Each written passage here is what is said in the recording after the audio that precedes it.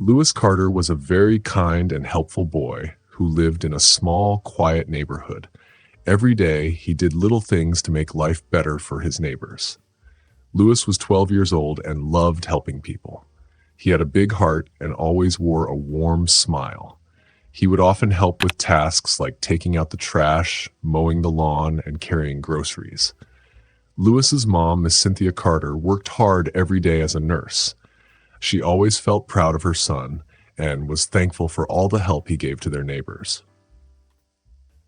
One hot, sunny afternoon, Lewis was carrying groceries to Mrs. Wilson's house. Mrs. Wilson was an elderly woman who lived a few houses down from Lewis. She had trouble carrying heavy bags, so Lewis was happy to help. As he walked down the sidewalk, he could feel the heat of the sun on his back, and sweat was starting to bead on his forehead. Even though it was hot and tiring, Lewis didn't mind. He knew how much Mrs. Wilson appreciated his help. When Lewis arrived at Mrs. Wilson's house, he knocked on the door and called out cheerfully, "Hi, Mrs. Wilson, I've got your groceries." Mrs. Wilson opened the door with a big smile on her face. She was very glad to see Lewis.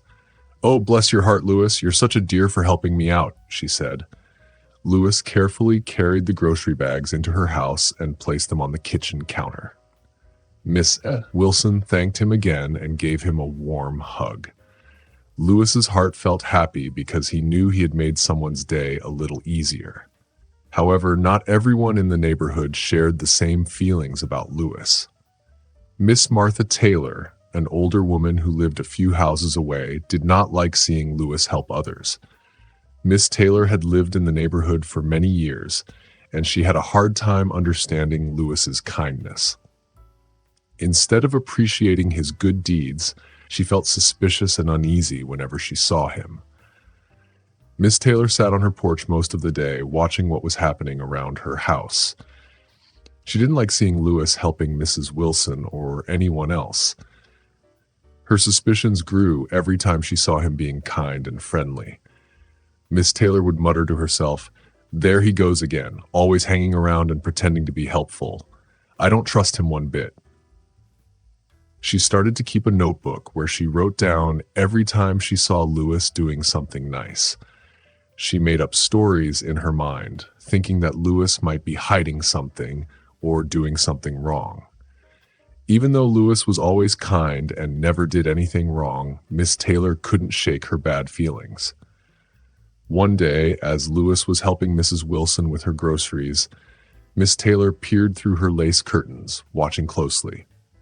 She saw Lewis moving back and forth from his house to Mrs. Wilson's car, carrying bags and smiling. Miss Taylor's heart raced with suspicion. She didn't understand why Lewis was being so nice and helpful, so she decided to talk to her neighbor, Mrs. Wilson, about her worries. When Miss Taylor and Mrs. Wilson spoke, Miss Taylor said, "Have you noticed that Carter boy? He's always around, getting into everyone's business. I don't trust him at all." Mrs. Wilson was surprised and said, "Lewis is just a sweet boy. He's always been helpful and kind to everyone. There's no reason to think badly of him." But Miss Taylor wasn't convinced. She let her fears and suspicions cloud her judgment. As the days went by, Miss Taylor's worries became more intense. She started thinking about Lewis all the time and wrote down more notes in her book. Her days were filled with thoughts about what might be going on with Lewis, even though he was only being a good friend to the people in the neighborhood. She twisted the simple acts of kindness into something she believed was wrong, even though there was no real reason to be afraid. Lewis, on the other hand, continued his routine of helping others, never realizing that someone was watching him with suspicion. He was just a boy who wanted to make the world a better place by being helpful. He didn't understand why Miss Bess Taylor was acting the way she did, but he kept being kind and friendly to everyone around him. He knew that helping others was the right thing to do, and he wanted to continue spreading joy and kindness in his neighborhood. Lewis's mom, Miss Cynthia, knew how hard her son worked to be a good person. She saw the effort he put into helping others and was proud of him. She had raised Lewis to be kind and respectful, and it was clear that he had taken those lessons to heart. Lewis's actions spoke volumes about his character, and even though Miss Taylor's suspicions were growing, Lewis's heart remained as big and as kind as ever.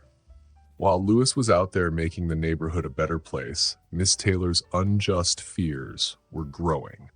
She was unable to see Lewis for who he truly was, a kind-hearted boy who only wanted to help others.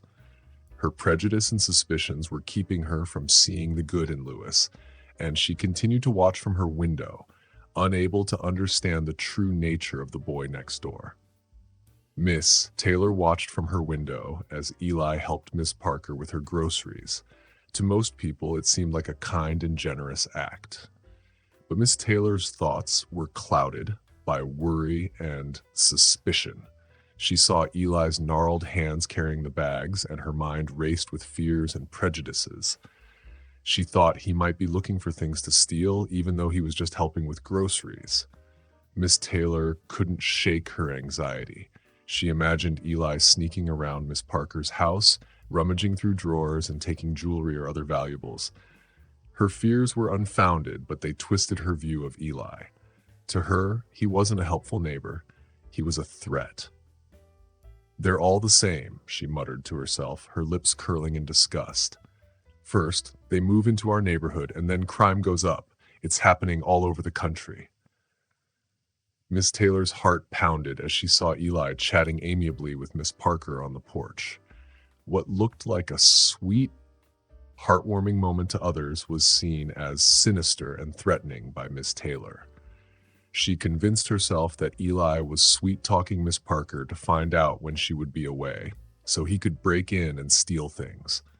Miss Taylor was determined not to let that happen. "Someone's got to protect this neighborhood from his kind," she thought, filled with unwarranted suspicion and fear. Eli waved goodbye to Miss Parker and started walking back to his own house. Miss Taylor's eyes followed him, filled with distrust. Her prejudices had twisted her perception so much that she could no longer see the kind-hearted boy for who he truly was. Her wrinkled hands shook as she dialed a number written on a crumpled piece of paper.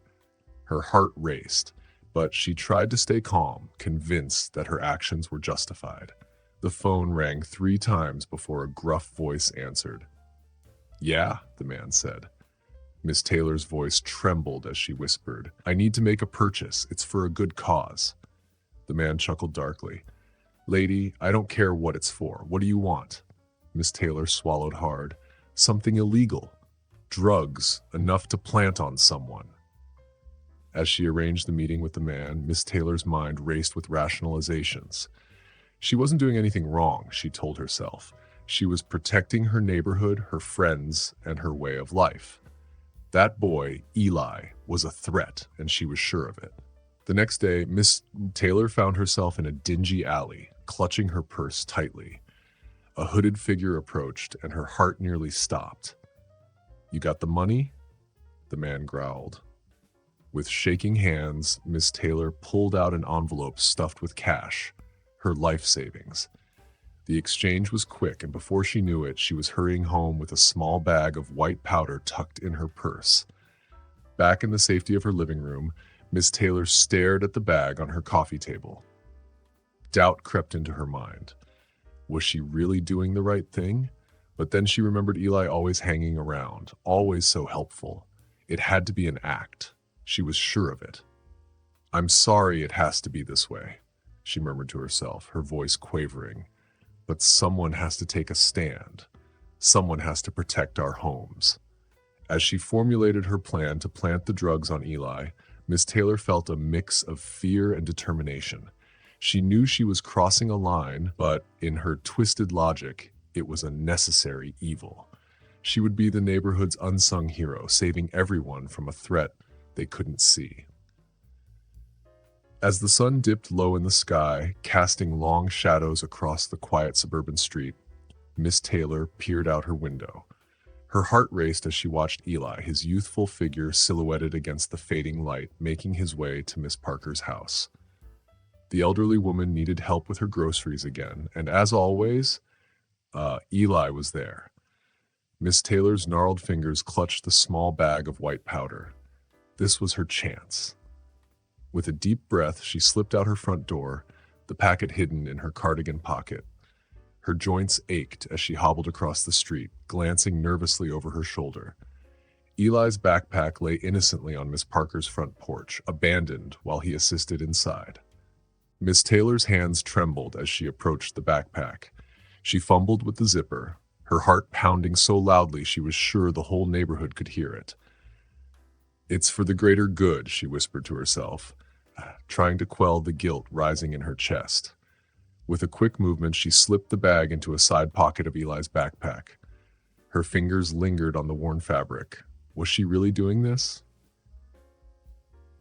The sound of laughter from inside the house startled her. Miss Taylor quickly zipped the backpack closed and hurried back across the street, her legs feeling like jelly beneath her. Safe behind her curtains once more, she watched and waited. Minutes ticked by like hours.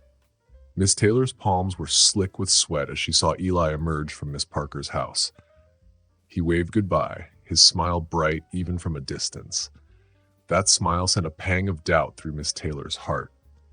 Eli slung his backpack over his shoulder, completely unaware of its dangerous contents.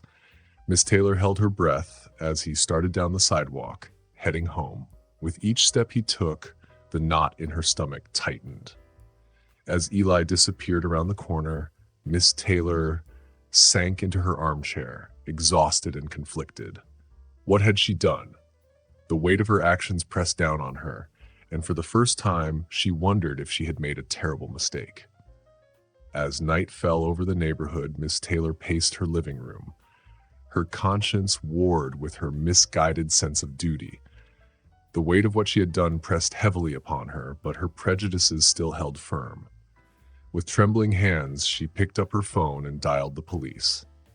"Hello, police. I'd like to report something," she said, her voice quavering. "There's a boy in our neighborhood. I've seen him with drugs. His name is Eli Carter, and he lives at 1423 Maple Street." Miss Taylor's heart raced as she provided the details, her voice disguised and her number blocked. The dispatcher assured her they would investigate immediately. As she hung up, a mix of relief and dread washed over her. Across the street, Eli was completely unaware of the danger he now faced, all because of Miss Taylor's misguided actions. Eli and his mother, Mrs. Carter, were enjoying a quiet dinner together in their cozy kitchen. The room was filled with laughter and the delicious smell of their meal. Mrs. Carter looked at her son with pride, feeling happy about the kind young man he was growing into.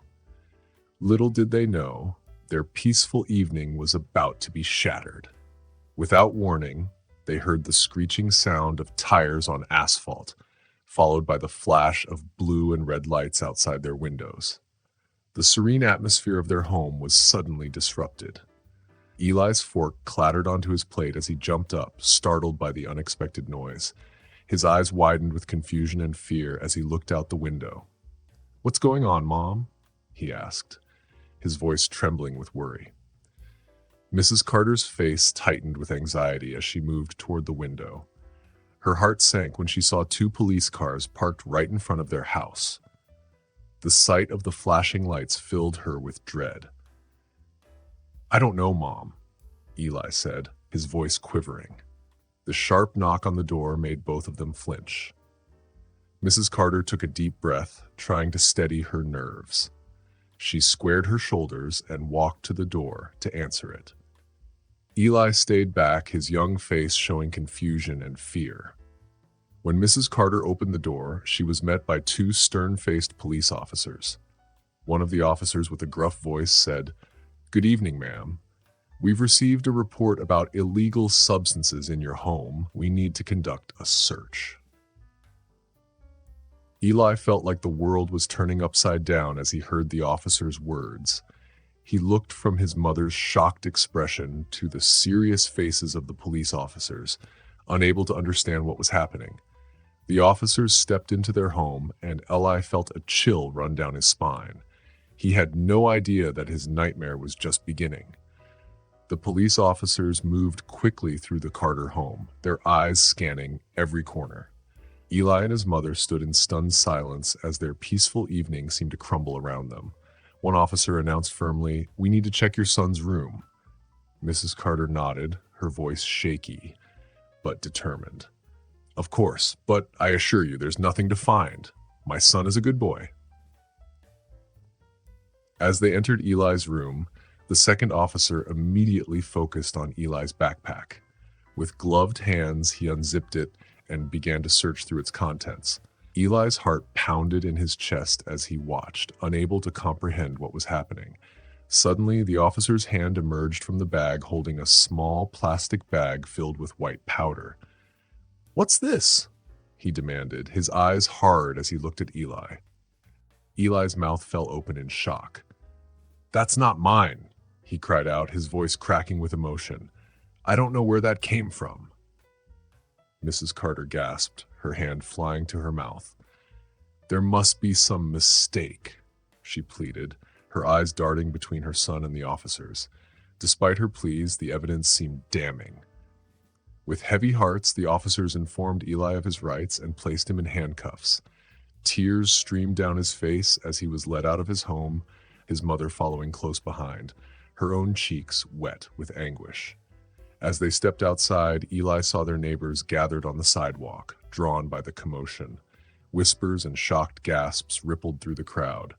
Some faces showed disbelief and sympathy, while others wore looks of judgment and fear. Mrs. Wilson, an elderly neighbor whom Eli had helped earlier, pushed her way to the front. "This can't be right," she exclaimed. "Eli is a sweet boy. He helps me all the time." But not everyone agreed. One neighbor shook his head, muttering, "You never really know someone, do you?" As Eli was placed in the back of the police car, Mrs. Carter stood on the lawn, her arms wrapped tightly around herself. She looked at her neighbors, her eyes pleading for understanding and support. Some turned away, unable to meet her gaze, while others offered small nods of encouragement amidst the chaos. Meanwhile, Mrs. Taylor watched from her window, a mix of triumph and unease swirling in her chest. She had set her plan in motion to protect her neighborhood, but as she saw the pain on Eli's face and the devastation in Mrs. Carter's eyes, a tiny seed of doubt began to take root in her heart. She had wanted to prove that her neighborhood was safe, but now she wasn't so sure. Eli sat in the cold, sterile interrogation room, his hands trembling as he gripped the edge of the metal table. The harsh, fluorescent lights made his eyes ache, and the weight of the situation pressed down on him like a heavy blanket. He couldn't understand how this had happened. One moment he was at home with his mom, and the next, he was being accused of something he knew he hadn't done. Outside the interrogation room, Mrs. Carter paced the waiting area, her phone pressed tightly to her ear. "Please, we need your help immediately," she pleaded with the lawyer on the other end. "My son has been wrongfully accused. He's innocent. I know it." Her voice cracked with emotion, but she fought to keep her composure. She had to be strong for Eli. As the lawyer assured her he would be there soon, Mrs. Carter glanced through the window at her son. Her heart broke seeing him look so small and vulnerable in that big, intimidating room. She wanted nothing more than to rush in, wrap her arms around him, and tell him everything would be okay. But for now, all she could do was wait and fight. Meanwhile, across town, Mrs. Taylor sat in her living room, staring blankly at the television. The news was on, but she wasn't really watching. Her mind kept replaying the events of the evening, the look of shock on Eli's face, the anguish in Mrs. Carter's eyes. A part of her felt satisfied that her plan had worked and that she had protected her neighborhood. But another part of her, a growing part, felt a gnawing sense of guilt. "I did the right thing," she whispered to herself, trying to drown out the doubts creeping into her mind. "That boy was trouble. I just know it." But even as she said the words, they felt hollow. The image of Eli being led away in handcuffs kept flashing before her eyes, and each time it did, the knot in her stomach grew tighter. Back at the police station, Eli wiped away tears with the back of his hand. He wished his mom was there with him to reassure him that everything would be okay. Lewis wished he could go back in time and stay home that day. Most of all, he wished someone would believe him when he said he was innocent. Mr. Adams arrived at the police station, holding his briefcase tightly. He was a tall man with kind eyes and a serious face. When he saw Miss Carter, he walked quickly towards her. "Miss Carter," he said, shaking her hand, "I'm so sorry you're going through this. Let's sit down and talk about what happened." Miss Carter nodded. Her eyes were red, but she looked strong. They found a quiet spot in the waiting area, and Mr. Adams listened closely as she told him what happened. "Lewis would never do something like this," Miss Carter said, her voice shaking. "He's a good boy. He helps our neighbor and gets good grades. This is a terrible mistake." Mr. Adams nodded seriously. "I believe you, Miss Carter. Now I need to talk to Lewis. Can you tell me where he is?" Miss Carter pointed to the interrogation room. Mr. Adams stood up, fixing his tie. "I'll do everything I can to help your son," he promised. Inside the interrogation room, Lewis looked up when Mr. Adams entered. The lawyer felt sorry for the scared boy. "Hello, Lewis," Mr. Adams said gently, sitting down. "I'm Mr. Adams, your lawyer. I'm here to help you. Can you tell me what happened?" Lewis whispered, "I didn't do it. I don't know how the drugs got in my backpack. I've never even seen drugs before, only on TV." Mr. Adams listened carefully, taking notes. He asked Lewis about his day, his neighbors, and anyone who could have had access to his backpack. As Lewis talked, Mr. Adams became more sure that Lewis was telling the truth. There was more to this story, and he was determined to find out. "Lewis," Mr. Adams said, leaning forward, "I want you to know that I believe you. We're going to fight this together. I promise I'll do everything I can to clear your name." For the first time since his arrest, Lewis felt hopeful and nodded, a tear sliding down his cheek. Mr. Adams stood up, gathering his notes. "I'm going to start investigating right away. Stay strong, Lewis. We'll get through this." Back at his desk, Mr. Adams looked over the police report. He made notes and circled things that didn't add up. The more he read, the more he believed Lewis was innocent. But if Lewis didn't put the drugs in his backpack, who did? Mr. Adams called Miss Carter. "Do any of your neighbors have security cameras?" he asked. There was a pause. "Yes," Miss Carter said. "Mr. Davis across the street has one. He got it after his car was broken into last year." Mr. Adams' heart raced with excitement. "That could help us prove Lewis's innocence," he said. "If we see the footage from that day, we might find out who put the drugs in Lewis's backpack." Miss Carter gasped. "You think someone set him up?" "Yes," Mr. Adams said firmly. "The evidence doesn't add up. Lewis's story is consistent, and he doesn't have a history of doing things like this. I'm going to prove it." "Oh, thank goodness," Miss Carter said, crying. "I knew my boy was innocent." Mr. Adams's determination grew stronger. "I'll reach out to Mr. Davis right away. With luck, his camera caught something that can clear Lewis's name." After hanging up, Mr. Adams quickly wrote a request for Mr. Davis's security footage, explaining how important it was for Lewis's case. When he finished the letter, he felt hopeful. This footage might be the key to solving the mystery. He hit send and sat at his desk, watching the security footage from Mr. Davis's camera. It showed Miss Parker's front yard clearly. Mr. Adams's heart raced as he saw Lewis helping Miss Parker with her groceries. Then he noticed something. A figure moved from the shadows. It was Miss Taylor. She looked determined as she approached Lewis's backpack on the grass. With trembling hands, she opened it and put something inside. "Got you," Mr. Adams whispered. He watched the footage again and again to be sure. There was no doubt. Miss Taylor had planted the drugs in Lewis's backpack. With shaking hands, Mr. Adams called Miss Carter.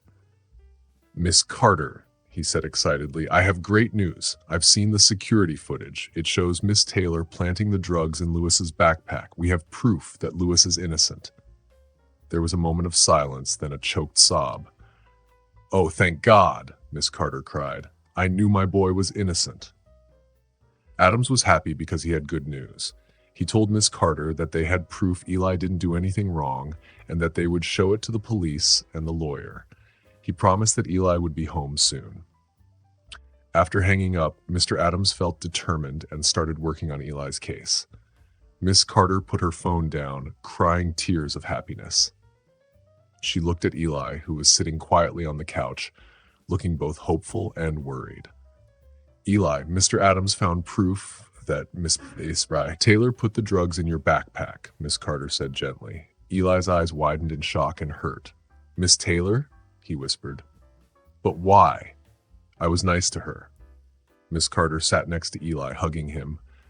I don't know, sweetie. Some people let their fears and prejudices guide them. It's not right, but it happens, she said softly. Eli felt sad and betrayed. I thought she was my friend, he said. I helped her with her garden last summer. How could she do this to me? Carter felt angry and wanted to go confront Miss Taylor, but she knew that wasn't the right thing to do. I know it hurts, Eli, she said, rubbing his back. We need to stay calm and trust Mr. Adams. He knows what to do. Eli nodded, but his mother could see he was still struggling with hurt and confusion. It's okay to be angry, Miss Carter continued. What Miss Taylor did was wrong, but we can't let that anger take over. We need to stay strong and believe in the truth. Eli looked at his mother, tears in his eyes, and asked, How can I ever trust anyone again? Miss Carter hugged him tightly, resting her cheek on his head. Not everyone is like Miss Taylor. There are good people who will support you like Mr. Adams and Miss Parker. Remember that. Eli gave a small smile. Stay strong, baby, Miss Carter whispered. We'll get through this together. The truth will come out, and you'll be free. Just keep holding on to hope. At the police station, Mr. Adams showed the important video to the police officers. They were shocked to see Miss Taylor putting drugs in Eli's backpack. Chief Harris, a man with gray hair, said he couldn't believe it. He told his team to let Eli go free right away and to bring Miss Taylor in for questioning. Mr. Ray, Adams felt relieved and called Miss Carter with the good news. Back at the Carter home, Miss Carter and Eli were waiting for news. When the phone rang, Miss Carter answered quickly and her hands were shaking. Mr. Adams told her that Eli was going to be released because the police saw the video. Miss Carter's face went from worried to happy as she hugged Eli tightly. You're coming home, baby. You're free. As the news spread, neighbors talked about it in small groups. Some were angry with Miss Taylor, while others couldn't believe she did such a thing. Miss Parker, an elderly neighbor who Eli had helped, cried as she said, I knew Eli was innocent. He's a good kid and didn't deserve this. Across the street, people argued about why Miss Taylor did it, with one person saying she couldn't see past her own prejudices.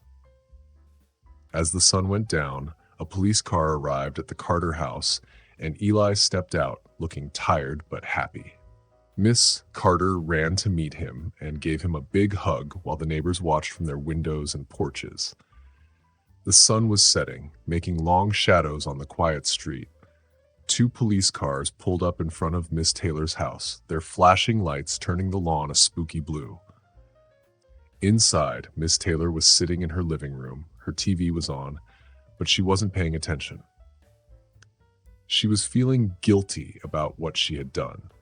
A loud knock on the door surprised her, and with shaking hands, she went to open it. She saw 3 serious police officers standing there. Miss Martha Taylor? Asked the lead officer. Yes, she answered, her heart racing. The officer held up a paper and said, We have a warrant for your arrest. You are charged with planting evidence and making false accusations against Lewis Carter. Miss Taylor's face turned pale as she realized what was happening. But I was just trying to protect the neighborhood, she said quietly. The officer told her, You have the right to remain silent. Anything you say can be used against you in court. As the officers led Miss Taylor to the police car, neighbors came out of their homes to see what was happening. They whispered and gasped as they saw the old woman being put into the police car. I can't believe it, Mrs. Davis said, covering her mouth in shock. Martha has lived here for decades. How could she do this? Mr. Patel, who lived next door, shook his head. Fear and ignorance can make people do terrible things, he said softly. As the police cars drove away, leaving the neighborhood in shock, people started to realize that their once peaceful community had hidden prejudice. Eli stood on his porch, looking at his familiar home, feeling like it was strange now. He took a deep breath and went inside. "Louis, is that you?" his mother called from the kitchen. "Yeah, Mom," Louis replied quietly. His mother came out, looking both relieved and worried. She hugged Louis tightly and said, "It's over now. You're home, and the truth is out." Louis nodded, but still felt upset. His mother looked at him with concern. "I know this is hard," she said, "but remember, the truth won. You did nothing wrong." Louis tried to smile, but it felt fake. "I know, Mom. It's just he couldn't find the words." "It's how everyone looked at me," he said, his voice cracking. "Like I was dangerous, like they didn't know me." Tears came to his mother's eyes as she hugged him again. "Oh, Louis," she whispered. "I don't know how to face them," Louis said, his voice muffled. "What if they still don't believe me? What if they're still scared of me?" His mother stroked his back, feeling sad for him. "Some people might still have doubts," she said softly, "but that's their problem, not yours. You know who you are, kind, honest, and good-hearted. Nothing can change that." Louis nodded, but he still felt very alone. The neighborhood that once felt like family now seemed full of strangers. Their suspicious looks and whispered talks made him feel even more isolated. The courthouse was busy on the day of Miss Taylor's trial. People from the neighborhood came to watch, looking angry, confused, and sad. Eli sat with his mother in the front row, holding her hand tightly. When Miss Taylor came into the courtroom, everyone went quiet. She looked small and nervous. When she saw Eli, she quickly looked away, her face showing shame. The judge started the trial, and the prosecutor showed the video of Miss Taylor putting drugs in Eli's backpack. The courtroom gasped as they watched the video. Eli felt his mother's hand squeeze his as he remembered being arrested and doubted. Tears came to his eyes as he tried to stay strong. During the trial, it was clear that the community was split. Some of Miss Taylor's friends were sitting on her side, looking shocked and sad. Others were staring at her with anger. When Miss Taylor had to speak, she looked like every step was hard. She cried as she admitted what she had done and tried to explain why. "I was afraid," she said, tears in her eyes. "I let my fear and prejudice cloud my judgment. I thought I was protecting the neighborhood, but I was wrong." Eli watched her cry and felt a mix of anger and pity. The courtroom was filled with whispers as everyone talked about what had happened. Some people in the courtroom understood what was happening, while others were very upset. It was clear that the community was deeply divided, and Eli knew that even if the trial ended, it would take a long time to heal the neighborhood. During the trial, Miss Taylor's lawyer tried to explain that she made a mistake because she was old and scared. He said, "Miss Taylor is not a bad person. She's just someone who lost her way." But Mr. Adams, who was leading the case against Miss Taylor, argued strongly that being scared didn't excuse what she did. He said, "Miss Taylor's actions were not just mistakes, they were mean and based on deep prejudice." The courtroom was filled with whispers as Mr. Adams called neighbors to testify. They talked about how Miss Taylor had shown bias in the past, which surprised many people. Miss Parker, an elderly neighbor Eli had helped, took the stand. She said, "Eli is a kind boy who always helps me. What Miss Taylor did was cruel and unfair." As the trial went on, it became clear that it was not just a legal matter, but a chance for the whole community to face difficult truths about prejudice and fear. People filled the courtroom every day, and those who couldn't get inside stood outside, talking about the case. Reporters were outside the courthouse taking pictures of everyone involved. The case became very important, making the community face uncomfortable truths about themselves. Eli sat through the trial with his mother, watching how the trial was dividing friends and neighbors. He realized that no matter what happened, things would never be the same. Then Miss Carter took the stand. She talked about how the false accusations had hurt her and Eli deeply. She said Eli was a good boy who was now scared and withdrawn because of what happened. She described how the accusations had made her lose sleep and feel like her community no longer trusted her. As Miss Carter spoke, the judge listened closely, and it was clear her words were affecting everyone.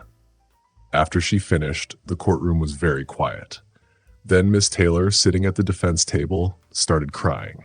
She admitted, "I planted those drugs in Eli's backpack. I was scared and let my fear and prejudice control me. I'm so sorry." The courtroom gasped in shock. Miss Taylor continued to explain that she felt threatened when Eli and his mother moved in. She thought Eli was dangerous, even though he was kind. She bought drugs and put them in his backpack to protect the neighborhood, but she admitted she was wrong and hateful. The courtroom was very quiet as everyone took in Miss Taylor's confession. Eli and Miss Carter were stunned, and the judge decided to take a break to let everyone process what had happened. When the trial continued, the judge spoke to Miss Taylor. He said, "You've caused a lot of pain and hurt to Eli and his mother, and you've damaged the community with your prejudice and lies. However, your confession and apology will be considered." The courtroom was full of people, and everyone was talking quietly. The judge said that Miss Taylor had to go to prison for 6 months and then work for 2 years to help people understand and accept each other. The air was tense as people whispered among themselves. Eli and his mom, Miss Carter, looked at each other. They felt both relieved and sad. The judge turned to Miss Taylor and said, "I hope this time will help you think about what you did and work on being a better person in your community." As the bailiff, a person who helps the judge, walked over to take Miss Taylor away, she turned to Eli and Miss Carter. She said in a very quiet voice, "I'm so sorry." Eli looked at her with his young eyes full of different feelings. He didn't say anything, but he gave a tiny nod to show he heard her. Miss Carter put her arm around Eli, comforting him as they watched Miss Taylor leave the courtroom. Miss Taylor's shoulders were drooping, and her future was uncertain because of the trouble she had caused. When Eli and Miss Carter walked out of the courthouse, they were greeted by lots of reporters and neighbors who were concerned. Miss Carter carefully shielded Eli from the cameras and guided him towards their car. As they got inside, Miss Carter said to Eli, her voice full of emotion, "It's over now, baby. We can start moving forward." Eli nodded but looked far away, saying softly, "Yeah, Mom, but it's not going to be easy." Miss Carter squeezed his shoulder and replied, "No, it won't be easy, but we'll do it together, one day at a time." They knew the road to feeling better would be long, but at least they could start. 6 months later, Miss Taylor came out of prison. She looked different.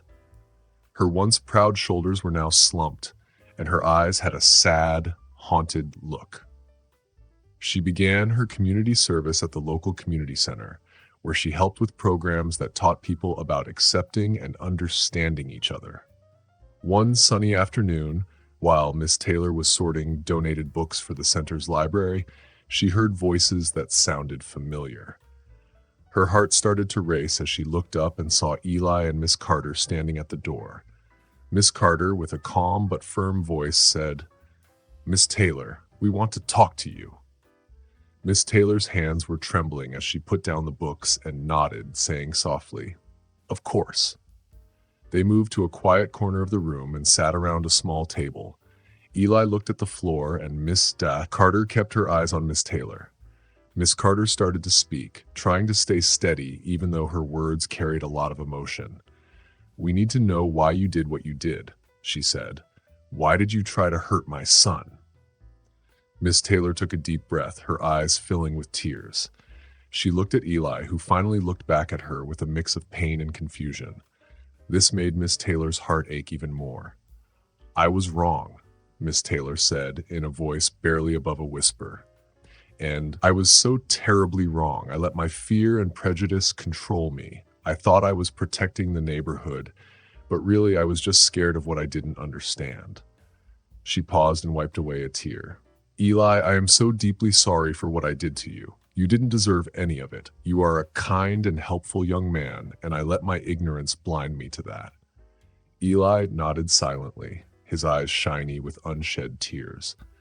Miss Taylor continued, her voice full of regret. "That I know I can never fully make up for what I did, but I want you both to know how sorry I am. My actions were wrong, and I will spend the rest of my life trying to make things right." Ms. Carter took a deep breath and softened her gaze. "Thank you for being honest," she said gently. "What you did caused us a lot of pain, but we can see that you are truly sorry." Eli, who had been quiet, spoke up in a soft voice, but his words were strong. "I was really hurt by what you did, Miss Taylor. I didn't understand why someone would do that to me when I've always tried to be kind to everyone." Miss Taylor's tears flowed freely as she replied, "I know, Eli, and that makes it even worse. You were always kind and helpful, and I repaid that with cruelty." Miss Carter reached out and put her hand on Eli's shoulder.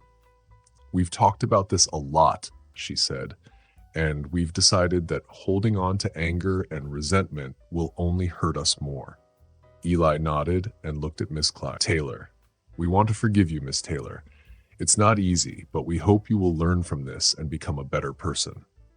Miss Taylor's eyes widened in surprise. She hadn't expected them to forgive her, especially not so soon. "I don't know what to say," she said, tears streaming down her face. "Thank you both. I promise I will do everything I can to change and to make amends." The tension in the room started to ease, replaced by a careful sense of hope. Miss Carter smiled softly and said, "That's all we can ask for.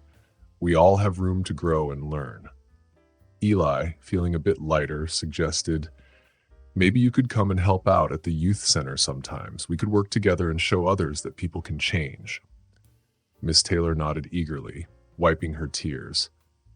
"I'd like that very much, Eli. Thank you for giving me this chance." As they stood up to leave, there was a sense that something had changed. The wounds weren't completely healed, but the journey of forgiveness had begun. It opened the door to a future where understanding could replace fear and prejudice. Miss Taylor began her first day at the community center feeling both nervous and resentful. As she entered the bustling room filled with people from various backgrounds, she couldn't shake the feeling that this job was beneath her. Her lips pressed into a thin line, she glanced around at the crowd, her heart tightening with a mix of fear and irritation. Mr. Davis, the center's director, greeted her warmly. "Welcome, Miss Taylor. We're glad to have you here. Let's start you off in the kitchen, helping to prepare meals."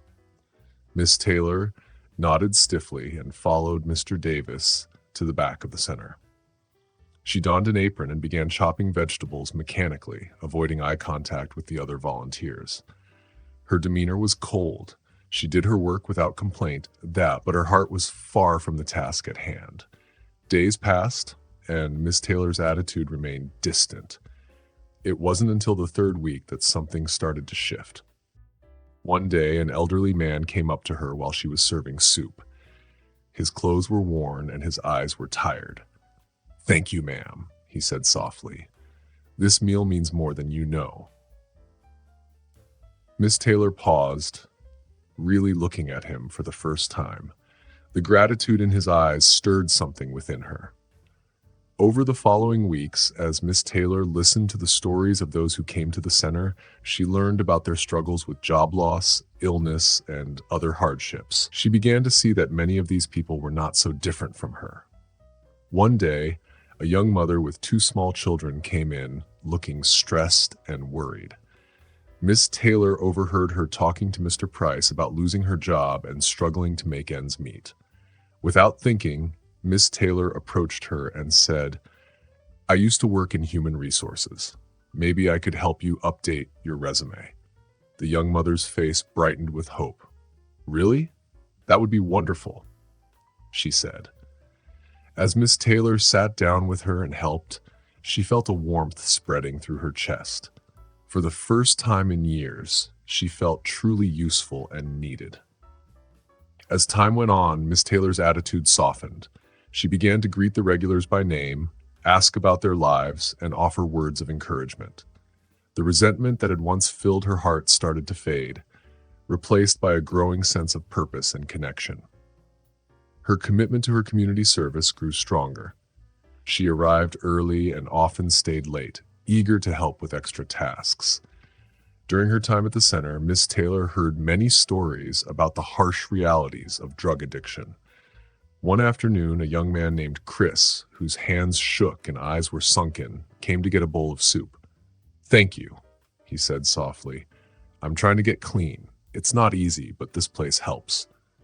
Miss Taylor felt a lump in her throat. Thinking of her own past mistakes, she said, "I'm glad you're getting help, Chris. You're very brave." The more Miss Taylor listened to the stories of the people at the center, the more she reflected on her own actions. She recalled a group session where a woman talked about being wrongly accused of a crime. The woman's pain was palpable, and Miss Taylor felt a deep shame for her own past behavior. She realized the extent of the harm she had caused, not just to Eli, but to the entire community.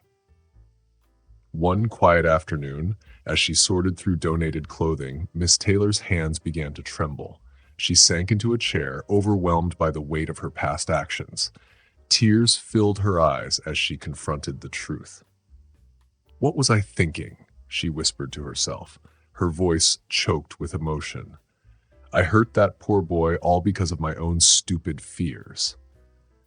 The realization hit her hard.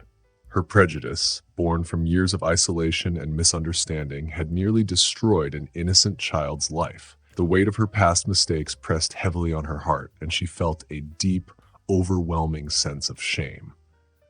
Miss Taylor wiped her eyes with shaking hands. She knew that just feeling sorry wasn't enough. She had to do something to make things right. "I can't change the past," she murmured, her voice growing stronger with resolve, "but I can try to make the future better." In that moment, Miss Taylor made a decision. She would work hard not just to finish her community service, but to really make up for her mistakes. She wanted to rebuild the trust she had broken with Eli, his mother, and the whole neighborhood. The next day, Miss Taylor went to the center's director with an idea. She wanted to start a community program to bring people from different backgrounds together. Her hands shook a little as she talked about her plan, but her voice was steady and determined. Taylor took a deep breath and stood outside Eli and Miss Carter's front door. Her heart raced and her palms felt clammy. She had practiced what to say many times, but now she felt unsure. Gathering her courage, she knocked softly on the door. After what felt like forever, Miss Carter opened it with a guarded look. "Miss Carter," Miss Taylor began, her voice trembling a bit, "I was hoping to talk with you and Eli for a moment." Miss Carter hesitated, but then stepped aside to let Miss Taylor in. Eli was sitting on the couch and looked surprised to see her. Miss Taylor stood awkwardly in the living room with her hands tightly clasped. "I know I've caused you both a lot of pain," she said softly, "and I understand if you can't forgive me, but I want you to know I'm truly sorry for what I did and want to make things right." She paused, taking a shaky breath before continuing. "I've been thinking about how I can show you that I've changed. I heard Eli often volunteers at the community center, and I was wondering if I could volunteer there too." Eli and Miss Carter exchanged surprised glances. Miss Taylor hurried on.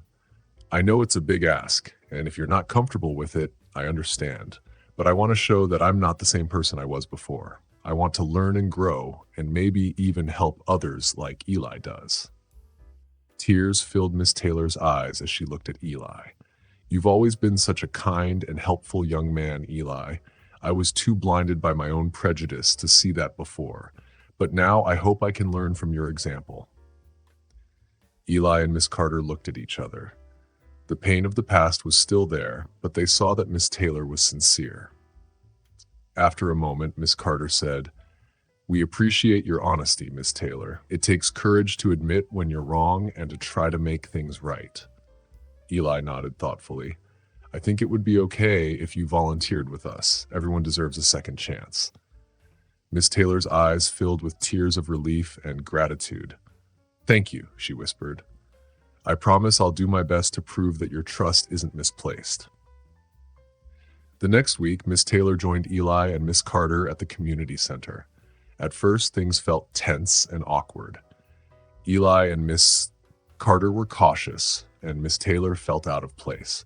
But as they worked together, sorting donations and preparing meals, things started to feel better. Miss Taylor watched Eli patiently help an elderly man learn to use a computer. His kindness and patience were clear in every interaction. She felt regret for having judged him so harshly. As the weeks went by, Miss Taylor started looking forward to volunteering. She began to see the world differently, recognizing the strength and resilience in people she once feared or ignored. One day, while cleaning up, Miss Carter noticed Miss Taylor struggling with a heavy box. Without hesitation, she went over to help. "Here, let me give you a hand," Miss Carter said, lifting one end of the box. Miss Taylor was surprised and grateful. "Thank you," she said softly. As they worked together, Miss Taylor felt a warmth in her chest. It wasn't friendship yet, but it was a start.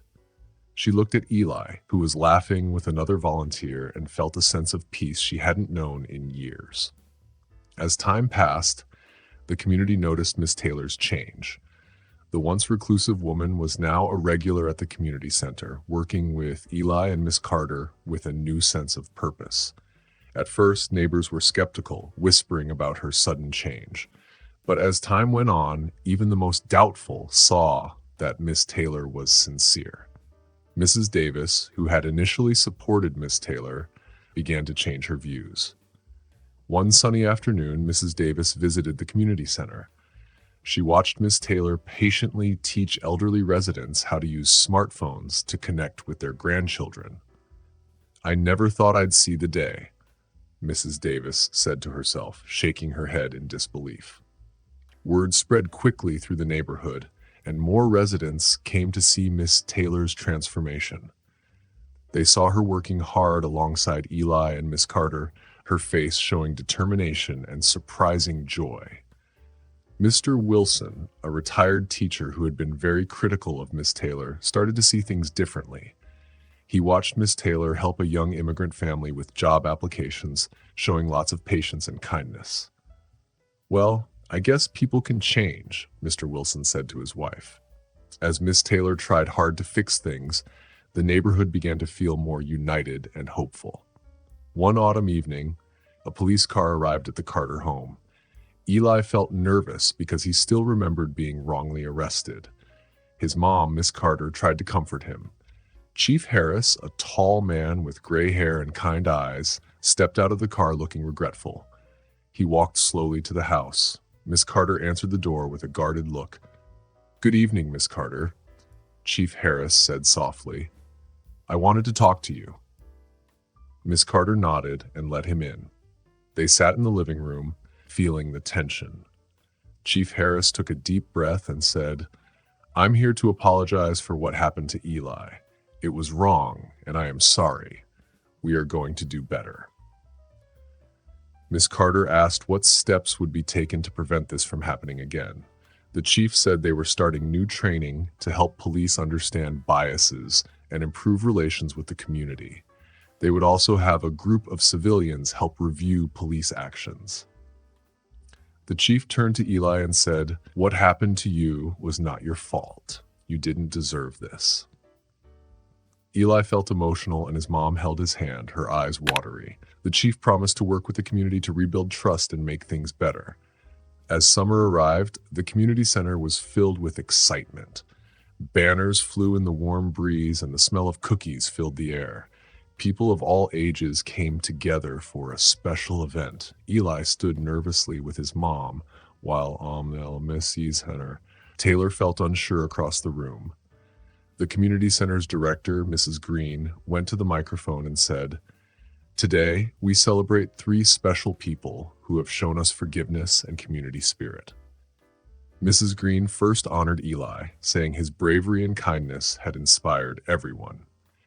Eli went to the stage to receive a certificate, feeling shy and emotional. Next was Miss Carter, who was praised for her love and strength. Miss Carter received her award with tears in her eyes. Finally, Miss Taylor was called up. Mrs. Green talked about how Miss Taylor showed that it's never too late to change and do better. The audience clapped and gave her a standing ovation. Miss Taylor had tears on her face as she looked at the forgiving smiles of her neighbors. The three people on stage showed how powerful forgiveness and community can be. They saw not just neighbors, but a family who had grown stronger together.